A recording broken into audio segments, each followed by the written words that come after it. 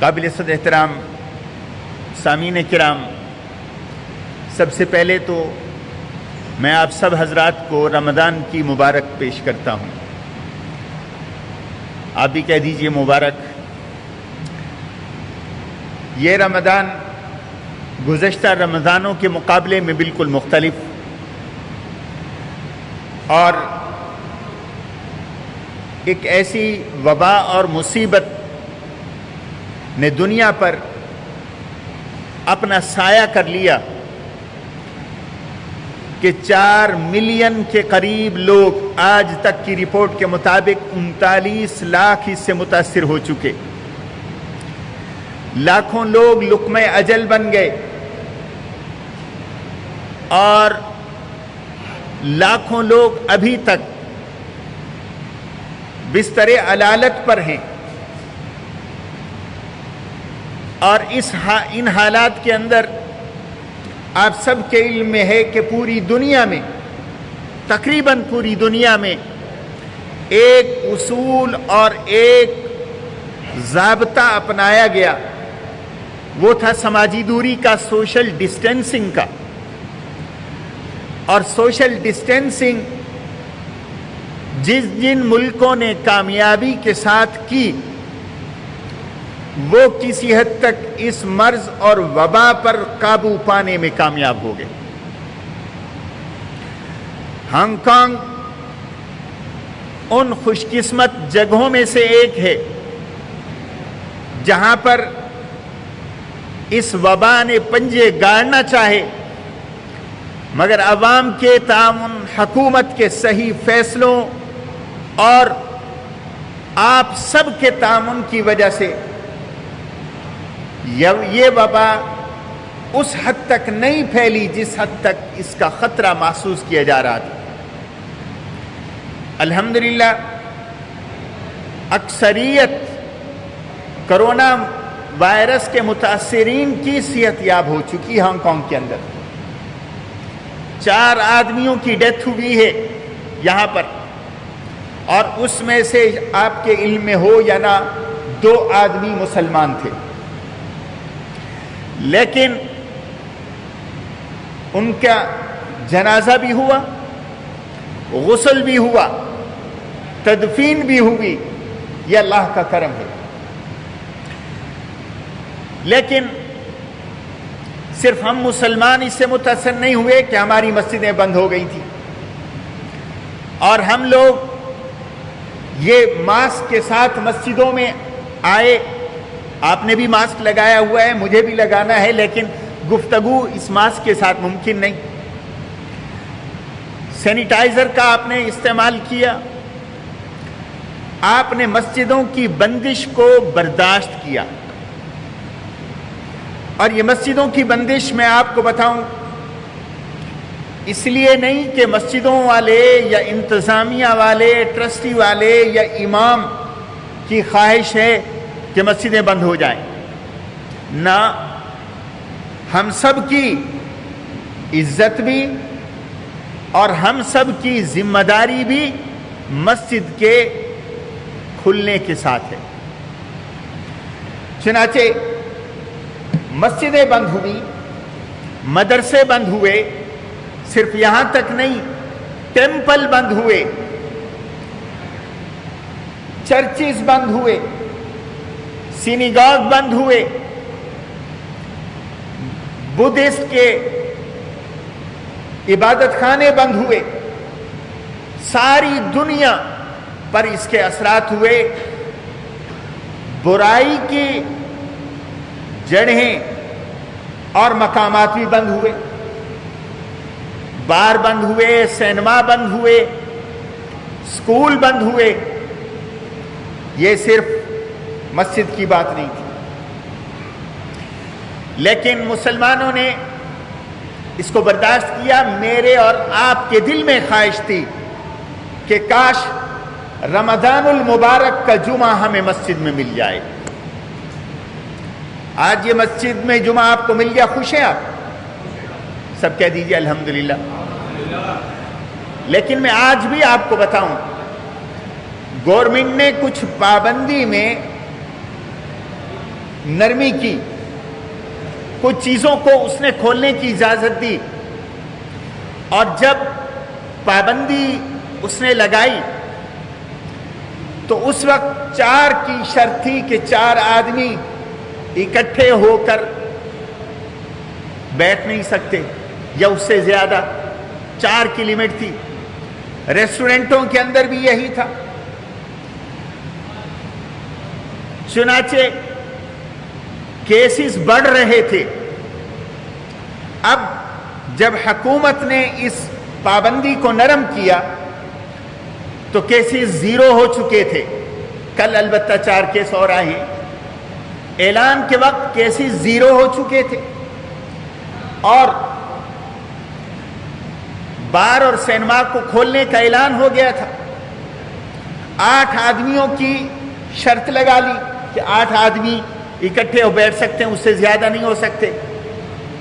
20 سے 50 آدمی شادی کے لیے جمع ہو سکتے۔ جنازے کے لیے کچھ اجازت دی۔ تو میرے دوستو، ہم نے یہ پابندی اپنائی۔ اور کیوں اپنائی؟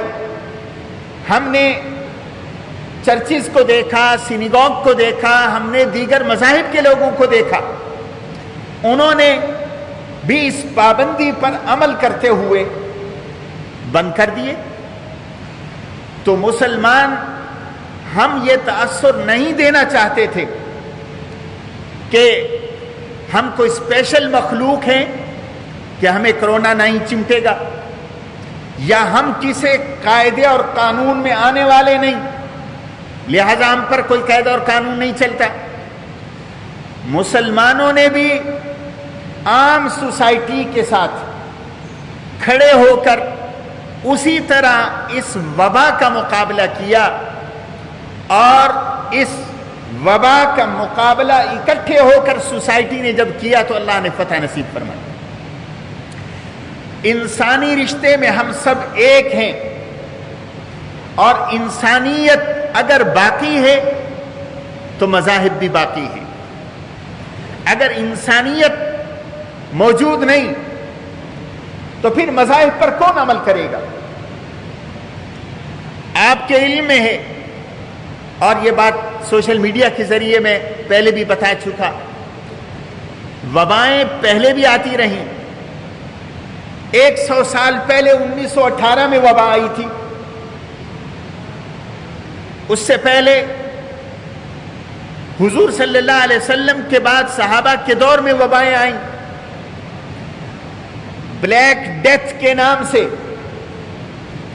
وبا آئی تھی، جس میں یورپ کے کہا جاتا ہے 70% لوگ مر گئے تھے۔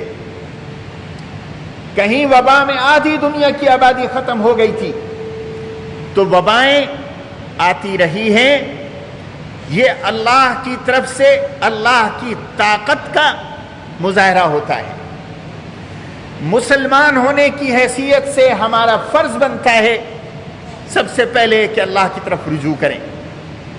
وہ چھوٹی سی مخلوق، یہ میں عرض کروں گا کہ جس جگہ پہ ریڈ لائن لگی ہوئی ہے اس پہ نہیں بیٹھیں، اس مسلح پہ جہاں پہ خالی ہے، جس مسلح پہ ریڈ یہ ٹیپ نہیں ہے وہاں پہ آپ بیٹھیں تاکہ فاصلہ برقرار رہے۔ یہ ایکسپیریمنٹ ہے، چونکہ ہم رمضان میں مسلمان اللہ کے گھر میں آ کر اللہ کی عبادت کے لیے بے تاب تھا، تو ایک بڑا ڈیسیژن لیا۔ اور یہ میں عرض کر رہا تھا کہ قاعدہ اور قانون کو اختیار کرنا یہ اخلاقیات کا حصہ ہے۔ تو اللہ نے انسان کو انسانیت کا درس دیا، تو مسلمان صحیح معنی میں وہی مسلمان ہے جس کے اندر انسانیت ہے، اور انسانیت میں کوئی تفریق نہیں، چاہے کوئی گورا ہے، کالا ہے، ہندو ہے، عیسائی ہے، یہودی ہے، مسلمان ہے۔ انسان ہونے کی حیثیت سے سب کے سب احترام کے بھی مستحق ہیں اور زندہ رہنے کے بھی مستحق ہیں۔ چنانچہ قاعدہ اور قانون کی پاسداری یہ اسلام کا طر امتیاز ہے۔ قرآن کریم نے کہا لا یجرمنکم شنآن قوم علی الا تعدلوا اعدلوا هو اقرب للتقوی. کسی دشمن کی دشمنی، کسی دوست کی دوستی، دونوں چیزیں تمہیں صحیح گواہی سے منع نہ کریں، انصاف کے ساتھ فیصلہ کرنے سے منع نہ کریں. حضرت علی المرتضیٰ شیر خدا کرم اللہ وجہ رضی اللہ تعالی عنہ وارضا، حضور کے داماد، خلیفہ راشد، علم کے سمندر، حضور کی صحبت، تربیت یافتہ، حضور کے داماد، نواسہ رسول کے والد، جگر گوشہ بطول کے شوہر، خلیفہ وقت، حاکم وقت، زیرہ گم ہو گئی، تلوار گم ہو گئی. بعض جگہ زیرہ آتا ہے، بعض جگہ تلوار آتی ہے. ایک یہودی کے پاس وہ ملی، تکرار ہوا کہ یہ تکرار، یہ درہ یا یہ تلوار میری ہے. کہنے لگا تمہاری کیسے ہو گئی، یہ تو میری ہے. فیصلہ گیا قاضی شریح کے پاس، جو اس وقت قاضی القضات تھے، چیف جسٹس تھے، ایک حاکم وقت، امیر المومنین، خلیفہ راشد، اپنی ہی عدالت کے ایک جج کے سامنے کھڑا ہوا ہے. ساتھ وہ ایک یہودی کھڑا ہوا ہے. قاضی شریح اپنی کرسی پر ہے، دونوں سامنے. یہ اسلام قانون بتاتا ہے، مقدمہ ہے. علی المرتضیٰ کہتے ہیں کہ یہ زرہ میری ہے، مخالف کہتا ہے، مدعا علیہ کہتا ہے یہ میری ہے. قاضی شریح کہتے ہیں تمہارے پاس ثبوت کیا ہے، دلیل کیا ہے؟ حضرت علی فرماتے ہیں یہ میرا بیٹا ہے، یہ حسن، یہ جنت کے نوجوانوں کا سردار، یہ حضور کا نواسہ، یہ گواہی دے گا. قاضی شریح کہتے ہیں یہ اس کا اخروی مقام ہے، یہ اس کا اخروی مقام ہے. دنیا کے اندر کسی بیٹے کو عدالت کے اندر باپ کے حق میں گواہ بننے کا حق نہیں ہے. بیٹا باپ کے حق میں گواہی نہیں دے گا تو اور کس کے حق میں گواہی دے گا؟ لہذا ہم یہ قبول نہیں کرتے، کوئی دوسرا گواہ لے آؤ. حضرت علی نے فرمایا میرے پاس دوسرا گواہ نہیں ہے. اب ایک روایت میں آتا ہے قاضی شریح نے اس سے کہا کہ تم قسم اٹھاتے ہو تمہاری ہے؟ اس نے کہا میں قسم اٹھاتا ہوں میری. اور ایک روایت کے اندر ہے فیصلہ ہو گیا. قاضی القضات نے اپنے حاکم کے خلاف فیصلہ دیا ہے، اپنے حاکم کے خلاف فیصلہ دیا ہے جو عدالت میں پیش ہے، اور ہے بھی سچا، اس لیے کہ علی المرتضیٰ سے سچا اور کون ہو سکتا تھا؟ وہ سچوں کا امیر تھا، وہ سچوں کا رفیق تھا، وہ سچوں کا ساتھی تھا. سچے علی کے ساتھ، علی سچوں کے ساتھ. مگر یہ عدالت کا موقع ہے، یہاں بات رتبوں کی نہیں ہوگی، یہاں بات اصولوں کی ہوگی. اصول کے اعتبار سے جب مدعی کوئی مقدمہ پیش کرتا ہے تو اس کو ثبوت کے طور پر گواہ پیش کرنا ہے، اور گواہ بھی وہ جو گواہی کے معیار پہ پورا اتر سکے. نہیں پورے اتر سکے بیٹے، جیسے بیٹے کی گواہی باپ کے حق میں قبول نہیں، ایسے ہی میرے دوستو کسی دشمن کی گواہی دشمن کے حق میں کسی اور مقدمے کے اندر بھی گواہی قبول نہیں، اس لیے کہ ہو سکتا ہے وہ اپنی دشمنی نکال رہا ہو. یہ شریعت کا اصول ہے جس کو تزکیۃ الشہود عربی میں کہا جاتا ہے. ہر ایک گواہی کے لائق نہیں ہوتا. گواہی کا بھی ایک معیار ہے اسلام نے رکھا ہے اور سچی گواہی کا حکم دیا ہے. چنانچہ یہ اسلام نے بتایا کہ جب اصول وضع ہوں گے تو وہ سب کے لیے ہوں گے, کوئی استثناء نہیں. آج کی جدید دنیا یہ کہے گی یہ ملک کا پریزیڈنٹ ہے, یہ ملک کا صدر ہے, وزیر اعظم ہے, اس کو استثناء حاصل ہے. یہ ڈپلومیٹ ہے, اس کو امیونٹی حاصل ہے. اسلام کی نظر میں سب برابر ہیں. اور اسلام نے یہ درس کیوں دیا؟ تاکہ معاشرے میں امن رہے, معاشرے میں عدل رہے, معاشرے میں رواداری رہے. چنانچہ جب یہ قاعدہ اور قانون بنا تو ہم سب پر اس کا اطلاق ہوا اور آپ نے اس کو تسلیم کیا اور تعاون کیا, اور ساری ہانگ کانگ کی حکومت اور عوام نے. میں بلکہ دیکھتا ہوں کہ ایم ٹی آر ہو, بس ہو, چوراہے ہوں, مجھے کوئی بندہ بغیر ماسک کے نظر نہیں آیا. یہ ایک ثبوت ہے کہ کس طرح ہر ایک شخص قانون کی پاسداری کرنا چاہتا ہے اور کرنا بھی چاہیے. اللہ نے اس بیماری پر کسی حد تک ہانگ کانگ کو کامیابی دی. بس میرا آخر میں یہی پیغام ہوگا کہ ہم کوشش کریں, ہم اجتماعیت کے ساتھ جڑے رہیں, گروہ بندی نہ کریں. انڈیویجولزم کو اللہ پسند نہیں کرتا.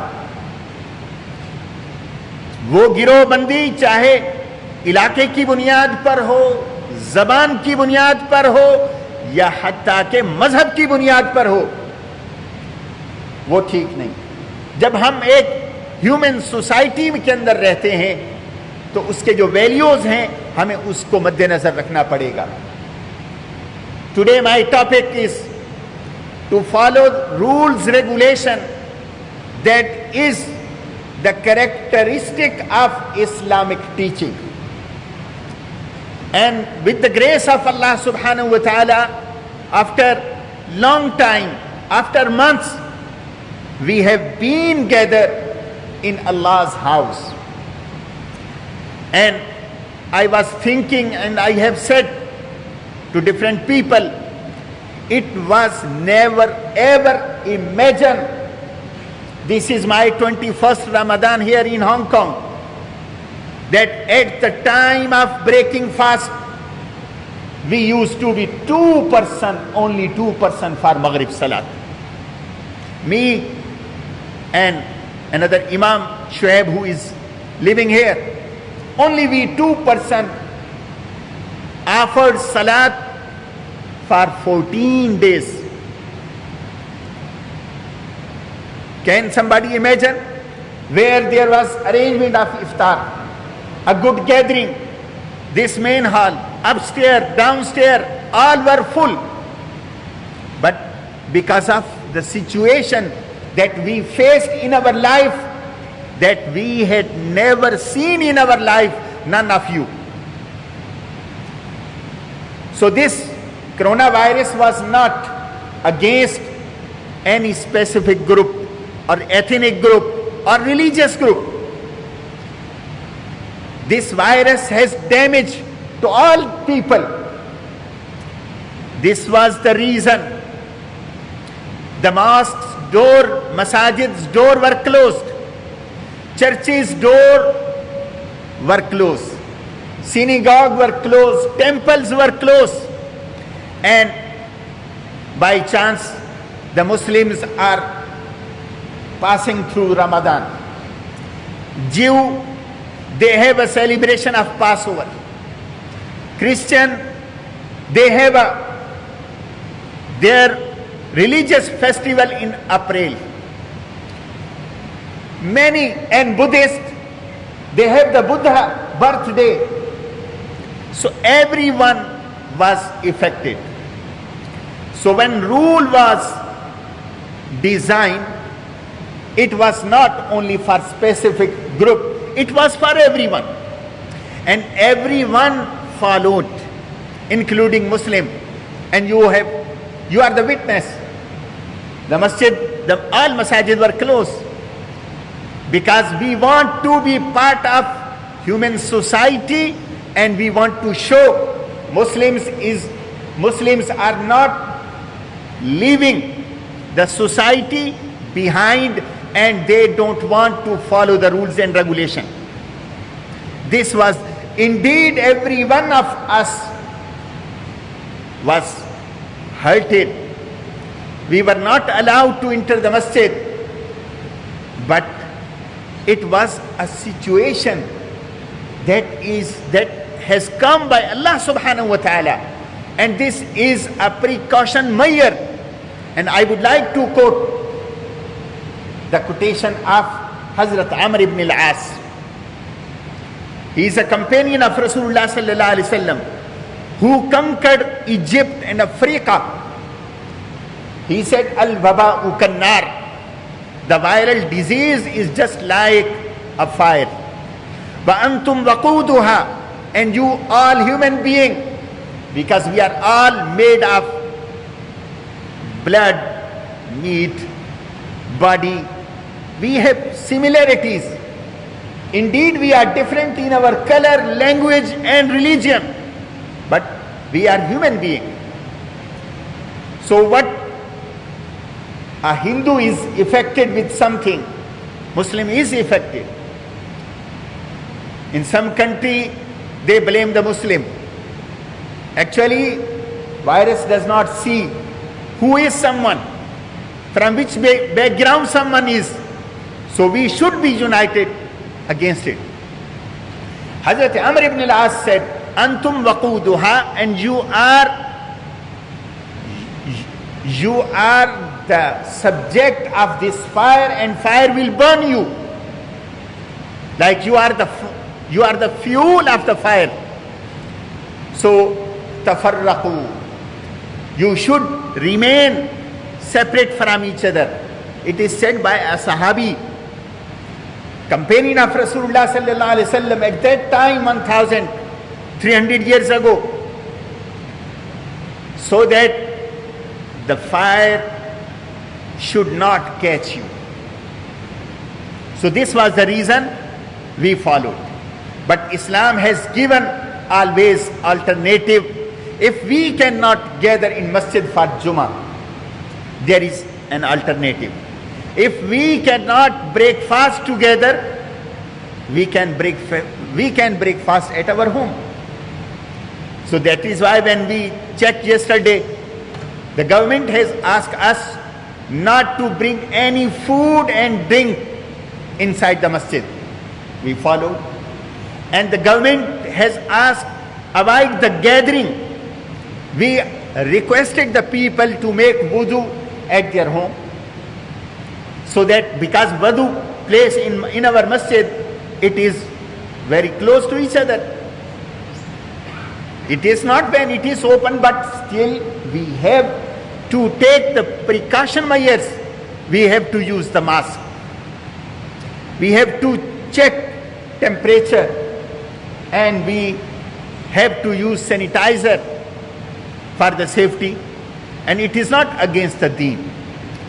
So we can make the dua, may Allah subhanahu wa ta'ala protect all of us and protect the whole world from this kind of disease, and may Allah subhanahu wa ta'ala accept your fasting and accept your du'as, accept your all good deeds. Exit from the park side. Yes. So I would like to announce, because this is the time of first salat. Today we are offering 2 Jummah. So after the completion of Jummah salat, you will go from this side or this side, and so that the people who are waiting for the second Jamaat, they will enter, and you should not have cross. So you can go from this side, right side, who are in this main prayer hall, and who are in downstairs, the community hall. They can leave the masjid using front gates. and you can offer sunnah. This is also the sunnah of Rasulullah sallallahu alaihi wasallam at your place, so that other people can come and join the second Jamaat. And before leaving, and the masjid expenses indeed are going on, but the contribution and the donation we have not yet received for months. So it is our duty, your duty, to support masjid and masjid expenses. And please, I would request everybody to contribute to maintain the masjid activities and masjid expenses. I hope you will. آپ مسجد کے لیے جس حد تک ممکن ہوئے، کافی عرصے سے یہ بند تھی اور آپ کی کنٹریبیوشن، کسی کی بھی کنٹریبیوشن نہیں آ سکی اس لیے کہ ایکٹیویٹیز نہیں تھی، لیکن خرچے تو چل رہے. تو آپ اس سلسلے میں اپنا تعاون ضرور رکھیے گا. ابھی اذان ہوگی، پھر خطبہ اور نماز پڑھتے ہیں. وما علینا الا البلاغ.